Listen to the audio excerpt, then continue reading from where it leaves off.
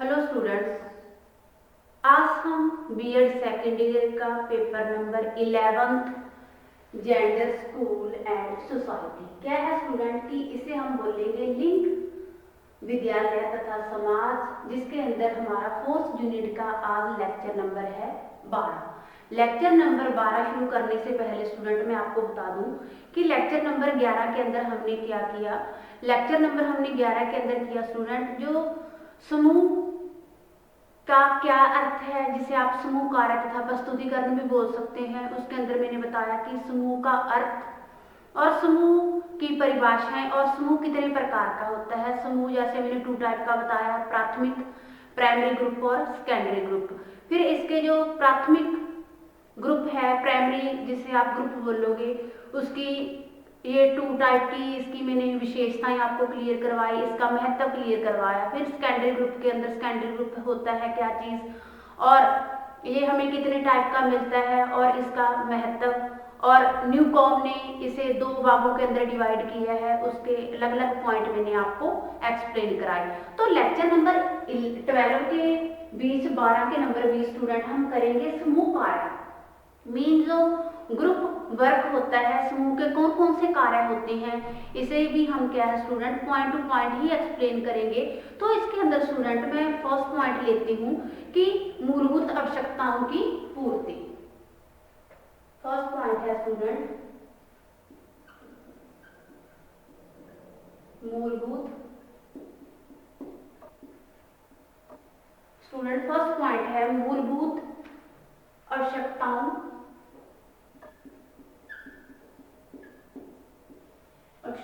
की पूर्ति।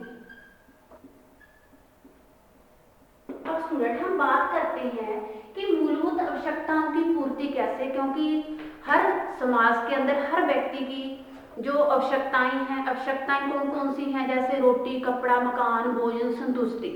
ये क्या है, जो जो क्या है व्यक्ति की डिमांड्स हैं, जो व्यक्ति की मांगे हैं, वो क्या है स्टूडेंट व्यक्ति समाज में रहकर ही करता है।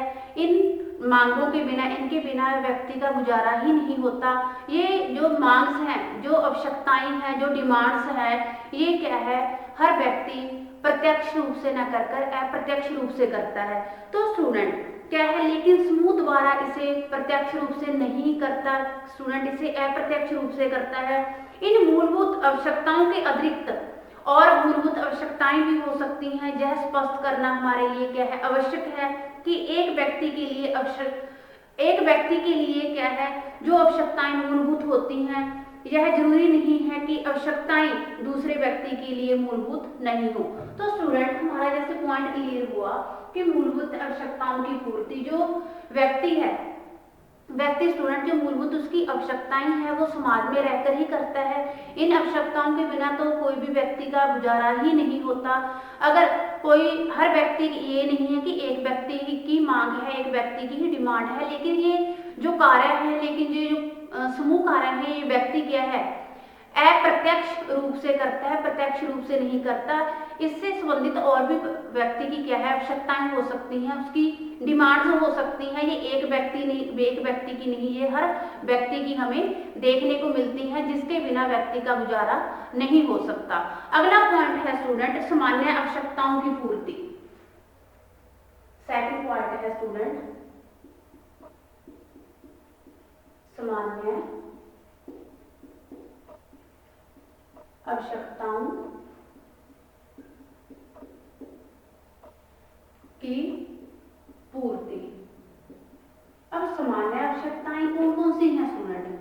सामान्य आवश्यकताएं एक व्यक्ति की, जैसे जो व्यक्ति है समाज के अंदर रहता है, उसने अपने मित्र भी बनाने हैं, मित्र मंडली के अंदर खेलना, दोस्त बनाने हैं, समाज के अंदर रहते हुए आस पड़ोस से अपने और अच्छे लिंक रखनी है। तो ये क्या है, ये अन्य या सामान्य आवश्यकताओं की पूर्ति के लिए भी जो व्यक्ति है वो समाज के ऊपर, एक व्यक्ति दूसरे व्यक्ति के ऊपर डिपेंड रहता है और क्या है अपने सहयोग की भावना रखता है। तो इस प्रकार जो क्या है समूह का स्वरूप भी बदल जाता है। इस प्रकार किसी समूह का अस्तित्व अधिक समय तक बना रहता है तो समूह के सदस्यों की नई नई मांगे भी पैदा होती रहती हैं, क्योंकि जो अकेला व्यक्ति है, अकेला व्यक्ति समाज के अंदर स्टूडेंट पूर्ण नहीं है, वो क्या है अपूर्ण अपूर्ण है बिना समाज के। अगर उसने समाज को आगे बढ़ाना है, समाज के साथ सहयोग करना है, समाज के साथ दुख सुख सहानुभूति प्रेम स्नेह की भावना रखनी है, वो अकेले परिवार के अंदर पूर्ण नहीं है स्टूडेंट। अगर किसी फील्ड के अंदर कहीं और भी जाना है, उसके साथ उसे समूह का होना, समूह के अंदर मित्र मंडली लगा लो आप, उसका सर्कल लगा लो स्टूडेंट, और व्यक्ति लगा लो, ये सारे क्या है समूह के अंदर ही आते हैं। जो अन्य आवश्यकताएं की पूर्ति व्यक्ति क्या है समूह के अंदर रहकर समाज के अंदर रहकर ही करता है। अगला पॉइंट है स्टूडेंट प्रबल सदस्यों की आवश्यकताओं की संतुष्टि।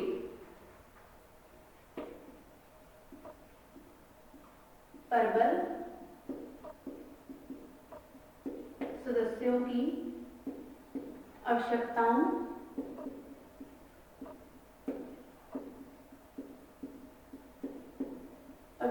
की संतुष्टि। अब स्टूडेंट हम बात करते हैं कि जो प्रबल सदस्यों की आवश्यकताओं की संतुष्टि है वो किस प्रकार समूह के अंदर रहकर पूरी होती है। कि हर समूह के सदस्य अन्य सदस्यों की अपेक्षा क्या है अधिक शक्तिशाली या प्रभावशाली होते हैं, और ऐसे सदस्यों की आवश्यकताओं की पूर्ति के लिए सबसे पहले क्या है पहले की जाती है। फिर आता है कि समूह के दुर्बल सदस्यों के लिए समूह उतना ही कार्य नहीं करता जितना क्या है वो बोला उसके अंदर बोलबाला होता है, चाहे वो बोलते हैं कि समूह के सदस्य जो भी बोलते हैं कि हमने इन फ्यूचर ये करना है वो करना है, नहीं ये चीजें नहीं होती। ये क्या है सिर्फ आवश्यकताओं की पूर्ति मीन जितनी जिस चीज की जरूरत है उतनी ही क्या है इसके अंदर यूज होता है। तो राजनीतिक पार्टी के प्रमुख नेता एक अन्य जगह मान्यता मिलती है और हर जगह क्या है हमेशा कार्य करने की कोशिश भी करता है। अगर हम पार्टी के सदस्यों के नेता की आज्ञाओं का पालन करना होता है तो पार्टी के जो साधारण सदस्यों को भी इतना ही महत्व नहीं मिलता, क्योंकि जो हम आज्ञा का पालन जो कानून हमारे लिए बनाए होते हैं जो उनका हम पालना करते हैं वो हम राजनीतिक नेताएं होते हैं जो कानून होते हैं उसी के हिसाब से उनकी पालना करते हैं। लेकिन वो क्या है कानून जो आज्ञा का पालन वो आम आदमी का नहीं होता। तो स्टूडेंट क्या है प्रबल सदस्यों की आवश्यकताओं की संतुष्टि के लिए इसमें क्या है दूसरा समूह एक दूसरे से कंपैरिजन करता है और एक दूसरे के अकॉर्डिंग उसे क्या है शक्तिशाली और प्रबल पाता है। अगला पॉइंट है स्टूडेंट नई आवश्यकताएं।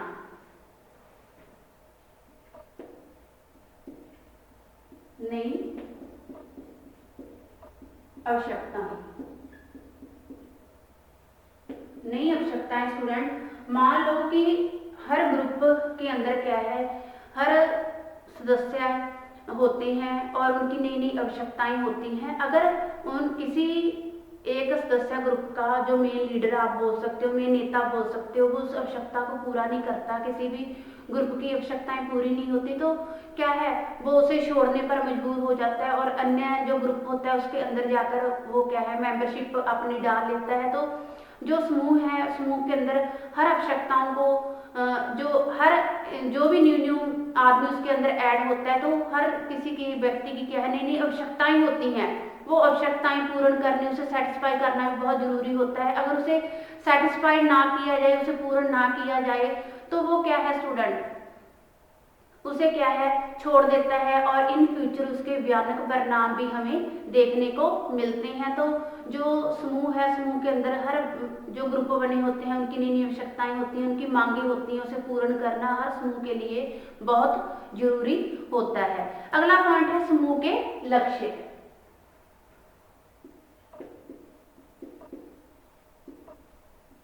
समूह के लक्ष्य अब स्टूडेंट हम बात करते हैं कि जो समूह के लक्ष्य हैं इसके अंदर की समूह को प्रभावशाली बनाना क्या है आवश्यक होता है। अत्या समूह प्रभावशाली जो समूह है उसको प्रभावशाली बनाने के लिए कुछ लक्ष्य निर्धारित होते हैं और उन लक्ष्यों को प्राप्त करना क्या है समूह का एक कार्य बन जाता है। उन्हें ये होता है कि हमने ये कार्य करने हैं और समाज के अंदर क्या है अपने ग्रुप की योग्यशीलता और क्या है अधिक अपने आप को अधिक प्रभावशाली बनाना है। समूह की जो सदस्य होते हैं उनकी आवश्यकताओं के अनुसार ही लक्ष्य क्या है निर्धारित किए जाते हैं लक्ष्य परिवर्तित किए जाते हैं।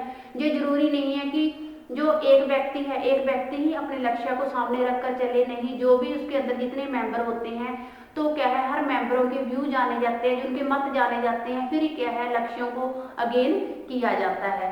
अगला पॉइंट है स्टूडेंट सांस्कृतिक निरंतरता को बनाए रखना। सांस्कृतिक निरंतरता स्टूडेंट क्या है, सांस्कृतिक निरंतरता को बनाए रखना। क्योंकि स्टूडेंट जो समूह है समाज के अंदर, जो समूह बने होते हैं वो ही हमारी संस्कृति को क्या है बनाए रखते हैं। संस्कृति के अंदर कैसे चेंज लाना है, कैसे वो समाज के ऑपोजिट को कार्य तो नहीं कर रहे था, उन्हें ये फिक्र भी होता है कि अगर हम समाज के ऑपोजिट कार्य कर रहे हैं, समाज के कल्चर को संस्कृति को कहीं भंग कर रहे हैं, तो जो समाज है हमें क्या वो चरित्रहीन व्यक्ति कहकर पुकारेगा। तो इसलिए अगर हमने अपनी संस्कृति को बचाए रखना है, आगे बढ़ाना है, तो वो किसके द्वारा होता है, समूह के द्वारा ही होता है स्टूडेंट। तो समूह ही हमारी संस्कृति को समाज के मुख रखकर उसके अच्छे कार्य करते हैं, उसके ऑपोजिट कार्य नहीं करते। तो हमारी संस्कृति अगर हम बचाए रखते हैं तो वो किसके द्वारा बचाए रखते हैं, हमारे समाज के लोगों के द्वारा। हमारा रहन सहन क्या है, हमारा कल्चर क्या है, ये क्या है, सारा समूह ही डिसाइड करता है, और हम वैसा खाते हैं वैसा ही पहनते हैं जो हमें समाज के लोगों को अच्छा लगे। तो ये संस्कृति के अंदर स्टूडेंट जो निरंतरता को बनाए रखना है वो उसके अंदर भी क्या है, समूह एक अपना अहम योगदान निभाता है। अगला पॉइंट है स्टूडेंट सामाजिकरण।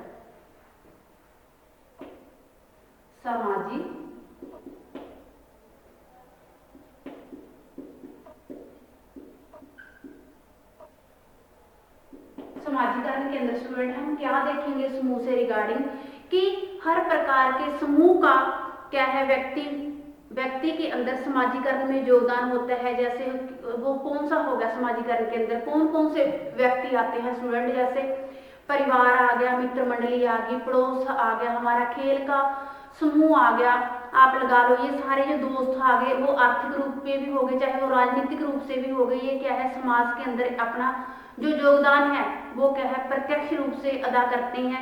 इन्हीं समूहों में रहकर ही व्यक्ति क्या है सामाजिक प्राणी बनता है, और अकेला व्यक्ति बिना समाज के पूर्ण नहीं है। समाज को मद्देनजर रखकर ही समाज के अंदर अपनी एक पहचान बनाता है, अकेले व्यक्ति की पहचान नहीं बन सकती। तो समाज इन समूहों के अंदर रहकर ही एक सामाजिक प्राणी बनता है। अगला पॉइंट है स्टूडेंट समूह की विचारधारा।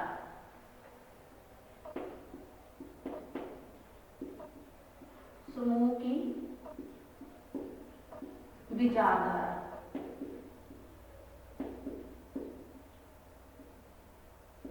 अब समूह की जो विचारधारा है वो क्या होती है स्टूडेंट, इस हर समूह की अपनी एक विचारधारा होती है। यह जो विचारधारा है लक्ष्यों और आवश्यकताओं की पूर्ति में क्या है स्टूडेंट, वो सहायक होती है। समूह के कार्यों समूह की वही विचारधारा निर्देशन करती है अथवा सहायता करती है। समूह की विचारधारा कई कारक प्रभावित करते हैं। वो कौन कौन से प्रभावित करते हैं कारक स्टूडेंट, समूह में विश्वास, समूह का मानदंड और समूह के मूल्य।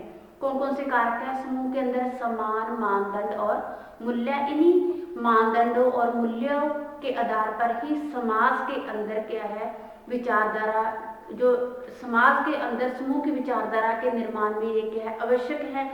समूहों के सदस्यों के अंदर सामूहिक विश्वास है, सामूहिक यो क्या है स्टूडेंट समूहों में देखने को मिलता है और सदस्यों की आवश्यकताओं की पूर्ति करता है, और एक सदस्यों को खुश रखना, विश्वास दिलाना, ये क्या है समूह के ही कार्य होते हैं। अगला पॉइंट है स्टूडेंट सुरक्षा की भावना। 9th पॉइंट है स्टूडेंट हमारा सुरक्षा की भावना। अब स्टूडेंट पॉइंट ही क्लियर कर रहा है जैसे आपका कि सुरक्षा की भावना कैसे समूह के अंदर जितने जो मेंबरशिप ग्रुप होती है समूह के अंदर, जो भी समूह के अंदर जितने कैंडिडेट होते हैं, जितने जो व्यक्ति होते हैं, वो क्या है समूह के अंदर जो उसका मेन उनके लीडर होता है, नेता होता है, लीडर के रूप में कार्य करता है, वो एक एक व्यक्ति की क्या है सुरक्षा करता है कि किस प्रकार मैंने अपने समूह को बचाना है ताकि मेरे समूह पर किसी प्रकार का कोई कीचड़ ना उछले, किसी प्रकार का कोई ब्लेम ना करे। तो जो भी हम सुरक्षा होती है स्टूडेंट, वो क्या है, समूह में रहकर उनमें शामिल होकर ही व्यक्ति स्वयं को सुरक्षित महसूस करता है। अकेला व्यक्ति अपने आप को सुरक्षित महसूस नहीं करता, वो अपने आप को क्या है, असुरक्षित महसूस करता है और उसमें क्या है, जो सुरक्षा की भावना घर कर जाती है और वो समूह में रहकर ही अपना बचाव, अपने आप को पूर्ण और सभी लक्ष्यों की प्राप्ति समूह के अंदर ही करता है। तो स्टूडेंट इसी के अंदर मैं आपको करवाती हूँ एक पॉइंट और क्लियर कि कक्ष में जो समूह की विशेषताएं हैं वो क्या है। यहाँ पे करते हैं स्टूडेंट हम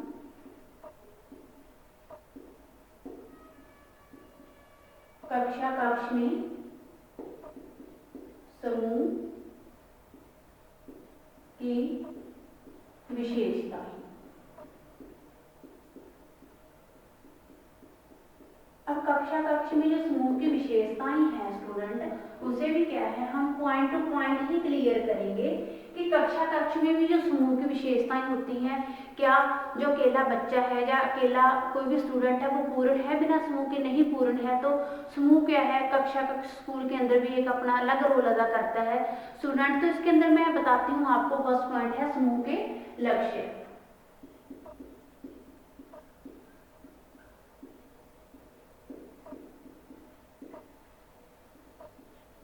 समूह के लक्ष्य, तो स्टूडेंट समूह के लक्ष्य कैसे, मान लो कक्ष के अंदर अलग स्टूडेंट है, हर एक कोई स्टूडेंट है, उसके अंदर एक समूह होता है। समूह के किन का होता है, बच्चों का होता है, अपने दोस्त मंडली का होता है। वो समूह में रहकर ही अपने ग्रुप के अंदर अपनी एक अलग पहचान बनाता है और समूह में रहकर ही अपने लक्ष्यों को क्या है, प्राप्त करता है।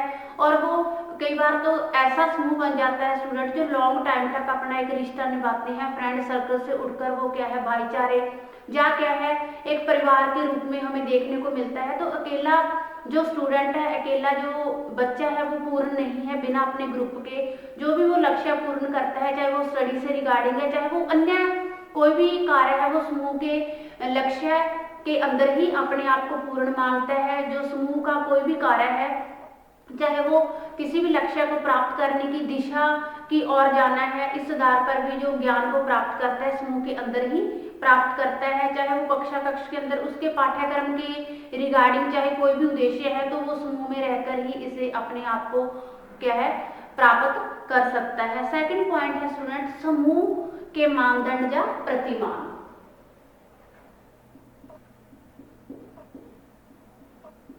समूह के मानदंड या प्रतिमान।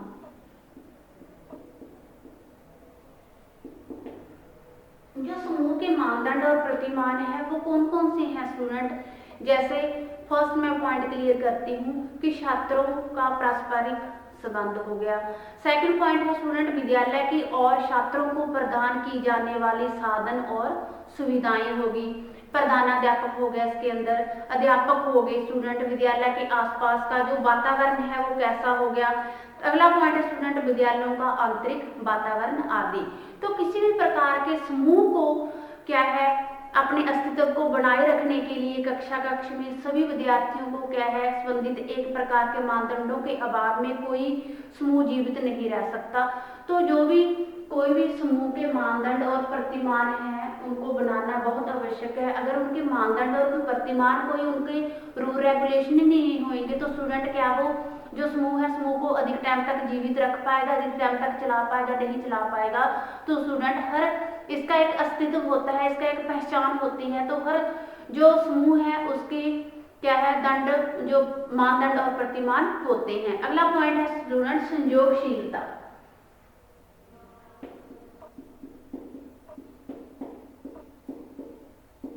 संयोगशीलता, अब संयोगशीलता के अंदर स्टूडेंट क्या आता है, कक्ष के अंदर जो समूह के कार्य हैं कि कक्ष में सदस्यों या छात्रों में संयोगशीलता क्या है, अधिक मात्रा में पाई जाती है। संयोगशीलता के अंदर क्या है, एक शक्ति माना जा सकता है जो ऊपर से दिखाई ना देकर कक्षा समूह में समस्त छात्रों और समूह को एक सूत्र के अंदर बांधती है। मीन्स जो भी सॉरी स्टूडेंट्स, जो भी क्या है, कक्षा के अंदर जो भी कार्य हो रहे हैं एक रूल रेगुलेशन के द्वारा, एक अध्यापक के द्वारा उसे क्या है कक्षा के अंदर बांधा जाता है। कक्षा के अंदर क्या है, किसी आप लगा लो कि वो जो समस्त छात्र और सदस्यों को एक सूत्र में बांधे रखती है, और इसमें सृजनशीलता के कारण कक्ष में सभी सदस्य क्या है, प्रत्येक सदस्य को अपने कक्षा में महत्वपूर्ण उपयोगी सदस्य मानता है, और कहा जा सकता है कि सृजनशीलता कक्ष में एक महत्वपूर्ण विशेषताएं बनती है। ओवरऑल क्या आता है इसके अंदर कंक्लूजन, स्टूडेंट की जो संयोगशीलता है वो क्या है, कक्ष के सभी विद्यार्थियों को एक सूत्र में बांधती है। सभी के लिए क्या है, एक जैसे ही रूल रेगुलेशन बनाए जाते हैं।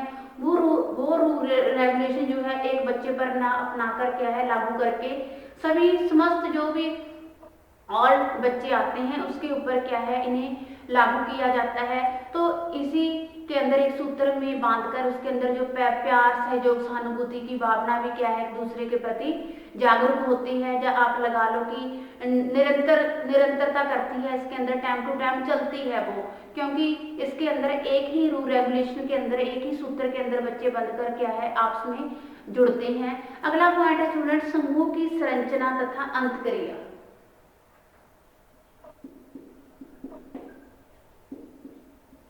समूह की संरचना तथा अंतक्रिया।